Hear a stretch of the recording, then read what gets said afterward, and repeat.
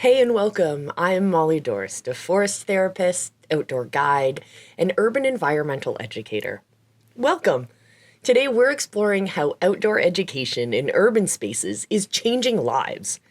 Did you know that over half of the world's population lives in cities now? A figure expected to reach 68% by 2050. That makes it more important than ever to bring nature into the city's classrooms.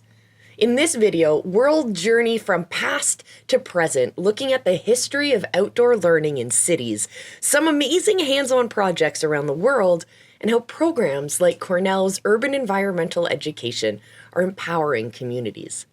Get ready for an energetic, motivational deep dive into urban environmental learning. And by the end, you'll see why a bit of forest therapy can work wonders in the concrete jungle. And I'll share a special opportunity to bring these ideas to your own family or classroom. Let's get started.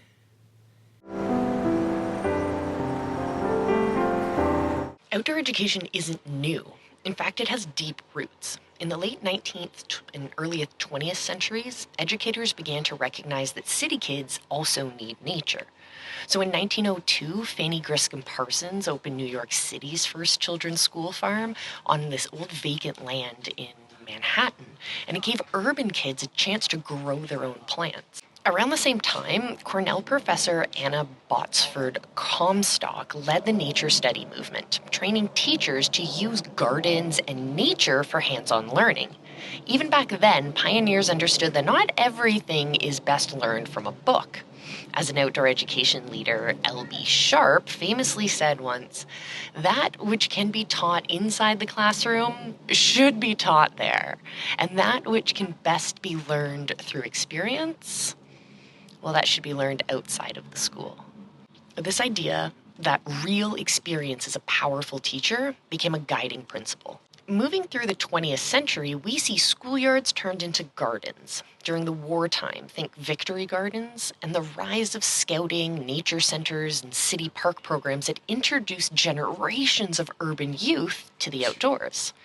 By the 1970s, the modern environmental movement brought outdoor learning into the mainstream. Here's a fun fact. The world's first global environmental education conference was held in BC in 1977, setting goals for bringing nature and sustainability into education. In cities, educators began building programs in zoos, in local parks, in botanical gardens, and in science centers to get kids learning outside of the four walls of the classroom. Fast forward to today, and the need for outdoor education is even more urgent. Research shows huge benefits when we bring a little bit of green into children's daily lives. For one, kids these days spend far less time outdoors than their parents did. By some estimates, 50% less time than just 20 years ago. Author Richard Love dubbed this the nature deficit disorder, arguing that many behavior and attention issues stem from being disconnected from nature. We've also seen a rise in health concerns like childhood obesity, which outdoor play can help address. And on the positive side, studies confirm that many of us intuitively feel exposure to green spaces can improve children's behavior, boost cognitive development, and it can even enhance academic achievement. In other words, an hour in the park or a school garden isn't just fun. It can make kids happier, healthier, and even more ready to learn. So the stage is set. We know urban kids need nature experiences, and we know those experiences work wonders.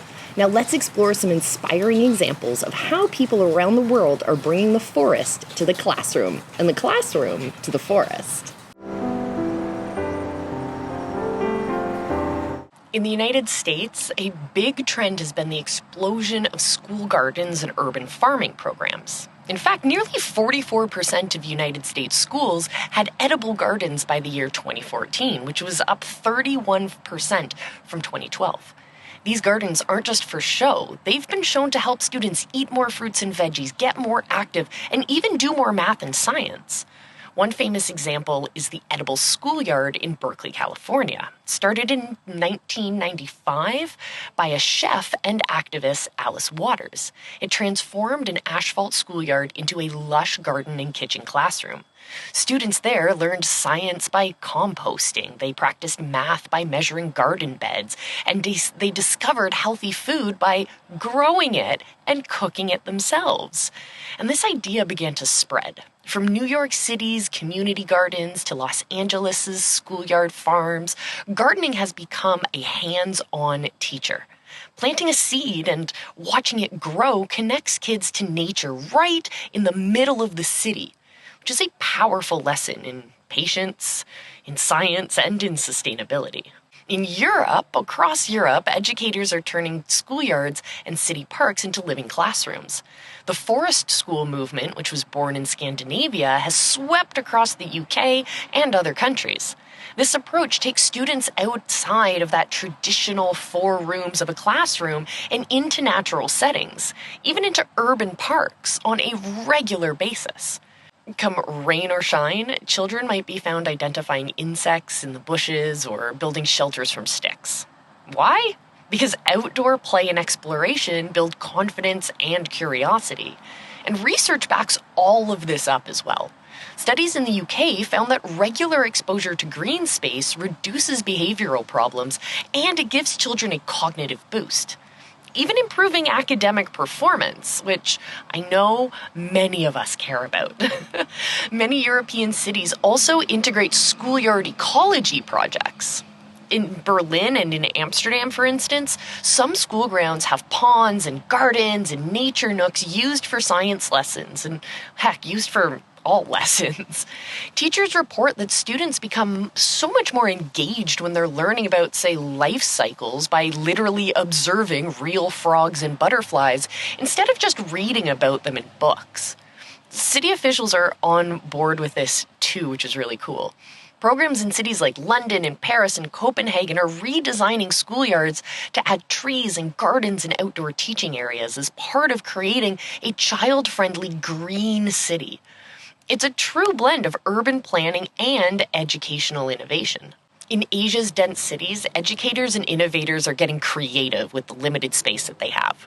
One stunning example comes from Bangkok, Thailand.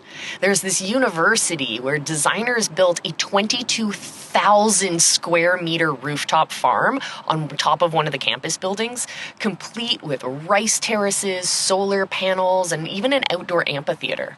This huge green roof isn't just for show, it's a series of living classrooms where students learn about urban agriculture, climate resilience, and traditional farming techniques, all while standing on a city rooftop. Other Asian cities are embracing rooftop gardens and farms as well. In Singapore, some schools are now having hydroponic gardens on their rooftops or in their courtyards where students can grow vegetables as part of science class.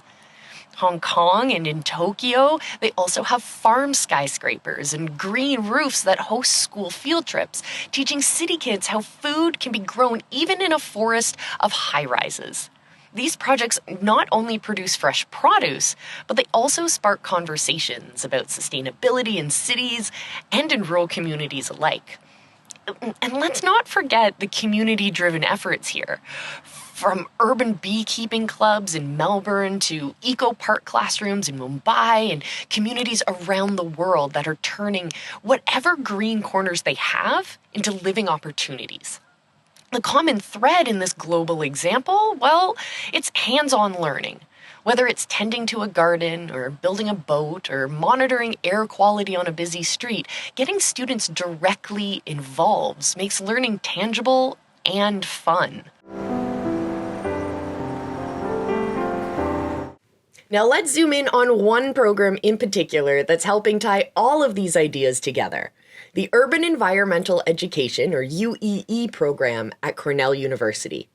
This is actually an online certificate course developed by Cornell's Civic Ecology Lab, and it's been a game changer for many educators and aspiring educators around the world. I can tell you firsthand because I'm a graduate. I'll share what it's about and why it's so special. At its core, Cornell's UEE program is designed to empower people who want to educate within cities and urban spaces. People like teachers and community organizers and even park rangers, zoo and museum educators, and yes, even forest therapists and nature therapists like me. The curriculum focuses on 5 key areas: understanding urban contexts, exploring theoretical foundations of environmental education, designing educational settings, engaging diverse populations and participants, and trying out various educational approaches. In short, it covers the why, the who, the what, the where, the how of teaching about the environment in an urban and a city setting. One thing I love about this program is how practical it is. It doesn't stay in the clouds of theory, it brings the ideas down to street level. Participants, like the students in the course, are encouraged to bring their own experiences and projects into the mix. So for example, if you're working on an urban garden program for youth, the course assignments let you apply what you learn directly to improving that program. In fact, participants set their own learning goals, such as outlining how to apply research to their own projects and comparing different educational approaches. And by the end, they even produce original materials or activities for their community.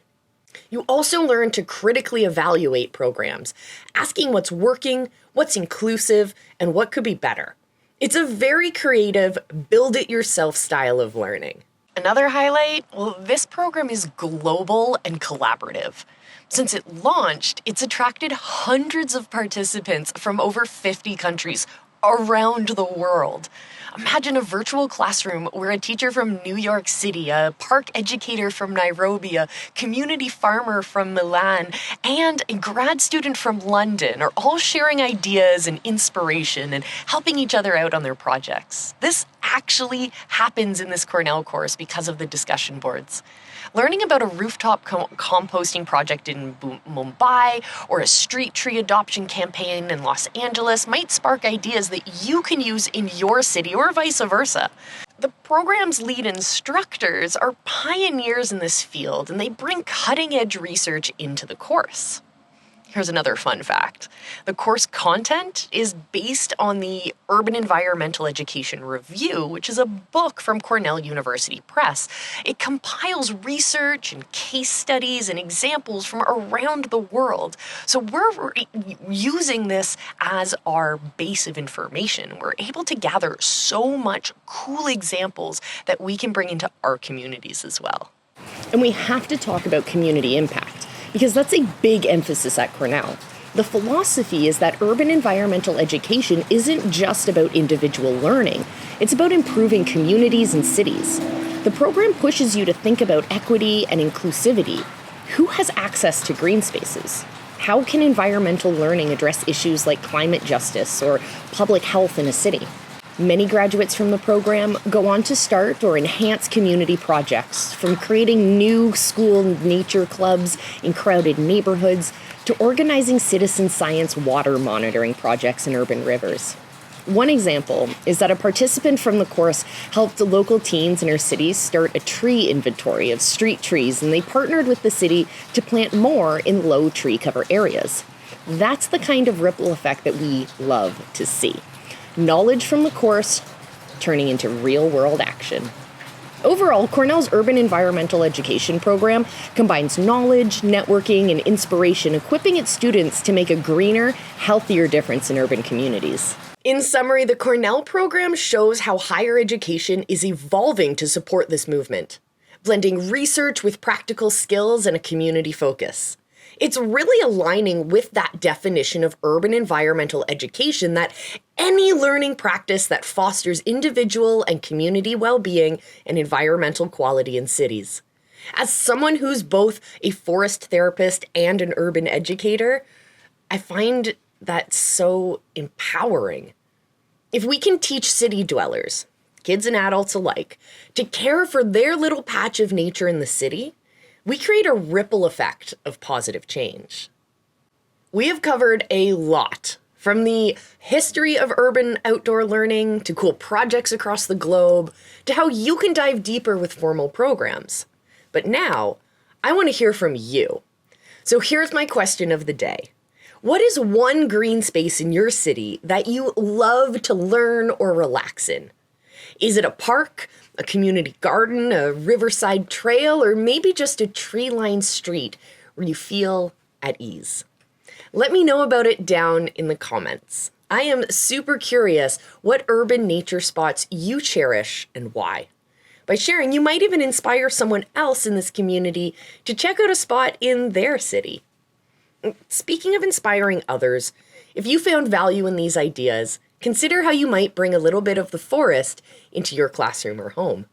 In fact, that leads me to a special invitation I have for you. Before we wrap up, I want to encourage you to take the next step in this journey. If you're a parent or teacher of a young child in grades 1 to 3, or anyone passionate about connecting kids with nature, check out our new Forest to Classroom course. This is a new program that we've designed specifically to help you bring outdoor learning experiences to young children, even if you're in the heart of the city. It's packed with practical activities. Think miniature nature scavenger hunts, easy garden projects, outdoor story time ideas, and guidance on blending these with your regular curriculum. You don't need to be a science or have a forest in your backyard.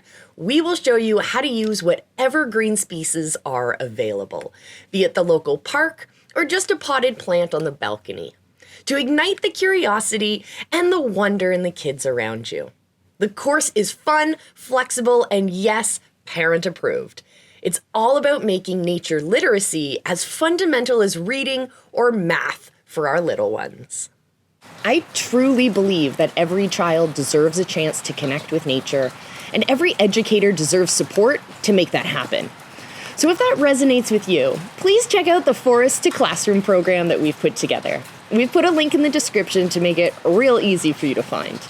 Join us and be part of the movement to grow greener, happier, smarter kids right in our cities. Thank you so much for watching today. If you enjoyed this deep dive, hit the like button and subscribe for more insights on outdoor learning and sustainable cities. Don't forget to drop your comment about your favorite green space. Let's celebrate those little urban oases. This is Molle Dorst reminding you that the forest can be anywhere, even in a city classroom. Until next time, keep exploring and stay curious.